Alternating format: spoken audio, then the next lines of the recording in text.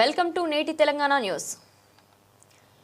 క్రైస్తవ సమాధుల భూములను వినియోగానికి ఇవ్వాలి, కమిటీలు ఏర్పాటు చేయాలని డిమాండ్.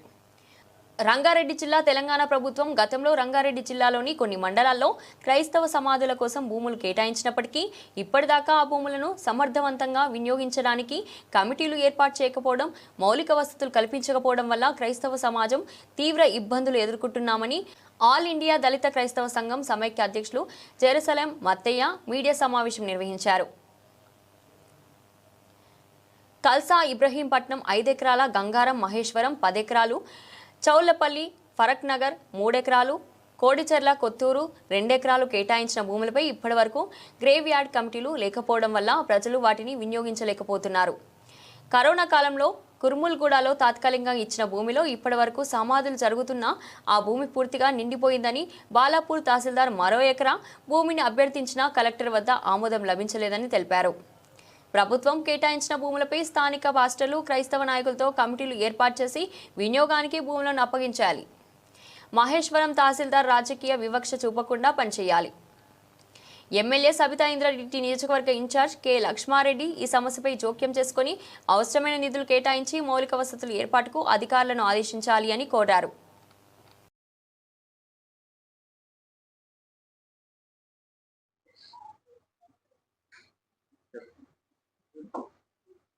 మీడియా మిత్రులకు నమస్కారం.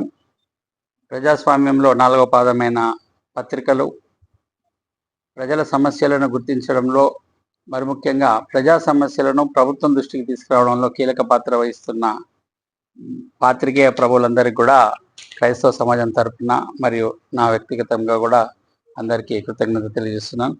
ఈరోజు ఆదివారము క్రైస్తవులకు క్రీస్తును ఆరాధించే దినంగా జరుపుకుంటాం. అయితే ఆదివారం రోజు ప్రెస్ మీట్ పెట్టడం ఏంటి, వేరే రోజుల్లో పెడితే క్రైస్తవులు అందరం వచ్చేవాళ్ళం అని చెప్పి మా పాస్టర్లు చాలామంది చెప్పినారు.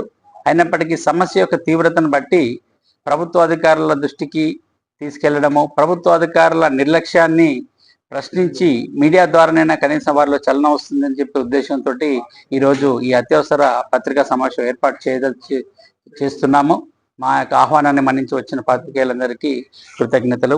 ముఖ్యంగా హైదరాబాదు, గ్రేటర్ హైదరాబాద్ పరిధిలో క్రైస్తవులకు సమాధుల స్థలాల కొరత అనేది దశాబ్ద కాలంగా ఉంటున్నది. రాజశేఖర్ రెడ్డి సీఎంగా ఉన్నప్పుడు, ఆ తర్వాత కిరణ్ కుమార్ రెడ్డి, ఆ తర్వాత తెలంగాణ ప్రభుత్వం వచ్చినప్పటికీ కూడా క్రైస్తవ సమాధులకు స్థలాలు దొరకక ఇబ్బంది పడుతున్న తరుణంలో అనుకోని విధంగా ప్రపంచవ్యాప్తంగా వచ్చిన కరోనా మహమ్మారి వలన మరింతగా క్రైస్తవ సమాధుల సమస్య తీవ్రమైంది.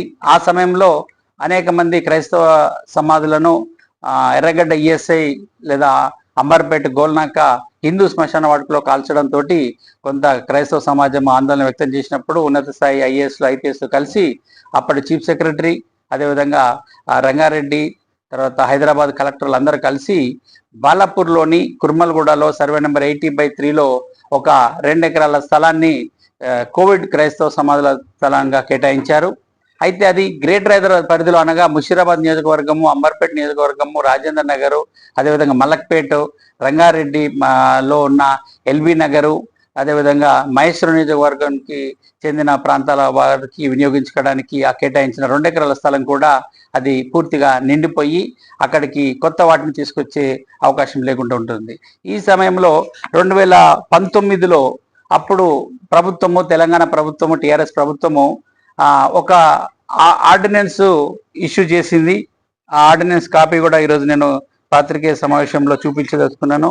ఇక్కడ 2019లో డిఎండబ్ల్యూ అంటే డిస్ట్రిక్ట్ మైనారిటీ వెల్ఫేర్ ఆఫీసర్కి మన రంగారెడ్డి జిల్లా పరిధిలోని పలు మండలాల్లో, ఒకటి చౌలపల్లి విలేజ్ ఫరూక్ నగర్ మండలంలో 3 ఎకరాల 20 గుంటలు, అదేవిధంగా కల్సా విలేజ్ ఇబ్రాహీంపట్నంలో 5 ఎకరాలు, అదేవిధంగా గంగారం విలేజ్ మహేశ్వరంలో 10 ఎకరాలు, అదేవిధంగా కొడిచెర్ల విలేజ్ కొత్తూరు మండలంలో 2.20 ఎకరాల స్థలాన్ని అప్పుడు ఉన్న ప్రభుత్వము క్రైస్తవ సమాధులకు కేటాయించింది. అంటే బాలాపూర్లో నియమించింది ఓన్లీ గ్రేటర్ హైదరాబాద్ పరిధిలో ఉన్న అందరికీ కలిపి అది కోవిడ్కు కేటాయించింది.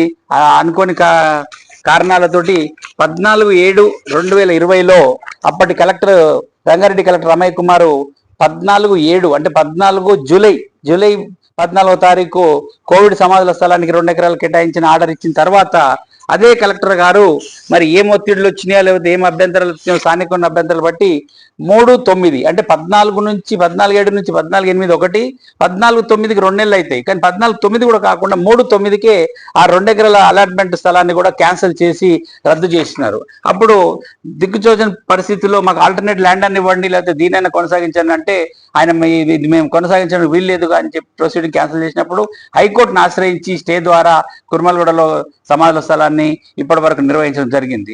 కానీ అంతకు ముందుకు 2019లోనే ఈ 4 మండలాల్లో ఇబ్రాహీంపట్నము, అదేవిధంగా ఫరూక్ నగరు, మహేశ్వరము, కొత్తూరు మండలంలో సుమారు ఒక 30 ఎకరాలకు చెందిన క్రైస్తవ సమాధుల స్థలం కేటాయించినప్పుడు దాన్ని ఇప్పటి వరకు కూడా స్వాధీనం చేసుకోలేదు. అనుకోని విధంగా ఇబ్రాహీంపట్నంలోకి వెళ్తే దాన్ని సాగు చేయడానికి వెళ్ళినప్పుడు ఆ వెంచర్కి వెళ్ళే దారిలో ఒక ప్రైవేట్ వెంచర్ వాళ్ళ భూమి ఉండడము, వాళ్ళు అక్కడి నుంచి దారి వదలకపోవడము, తర్వాత కొత్తూరు మండలంలో కూడా అదేవిధంగా అభ్యంతరము, మహేశ్వరంలో కూడా అదేవిధంగా అభ్యంతరాలు వచ్చినప్పుడు సమాధుల స్థలం జీవో కాపీలో అయితే అలాట్మెంట్ వచ్చింది కానీ దాన్ని వాస్తవంగా వినియోగించుకోవడానికి వీలు లేకుండా ఈ నగరంలో ఉన్న ప్రాంతాలు మాత్రమే కాకుండా మహేశ్వరం నియోజకవర్గం, ఇబ్రాహీంపట్నం నియోజకవర్గంలో ఉన్న సమాధులకు కూడా క్రైస్తవులు బాలాపూర్ మీద ఆధారపడాల్సి వచ్చి ఇక్కడ తీవ్ర ఒత్తిడి నెలకొన్నప్పుడు ఆ పక్కన ఎక్స్టెన్షన్ స్థలానికి మేము అడిగినప్పుడు ఇక్కడ బాలాపూర్ ఎంఆర్ఓ ఎక్స్టెన్షన్ ఇవ్వడం కుదరదండి అంతా కూడా కోర్టు లిటిగేషన్ ఉందని చెప్పినప్పుడు ఇబ్బందులు ఎదుర్కొన్న సమయంలో కాంగ్రెస్ ప్రభుత్వం వచ్చిన తర్వాత క్రైస్తవులకు కొంత ఆశ, కొంత అండ దొరికిందని చెప్పి సంతోషించినాం.